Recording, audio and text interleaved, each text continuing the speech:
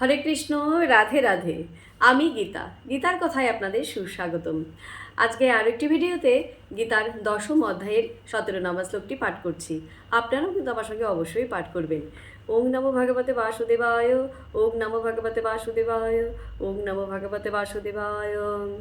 কথম বিদ্যাম অহম যোগিন তাম সদা পরিচিন্তয়ন কেষু কেষু চ ভাবেষু চিন্তয়সি ভগবন্ময়া। অনুবাদ: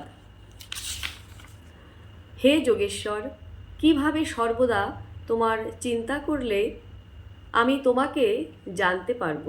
হে ভগবান, কোন কোন বিবিধ আকৃতির মাধ্যমে আমি তোমাকে চিন্তা করব। তো ভক্তগণ, এমনি করে প্রতিদিন একটি করে গীতা শ্লোক পাঠ করুন আর এই দুর্লভ মানব জন্মকে ধন্য করুন।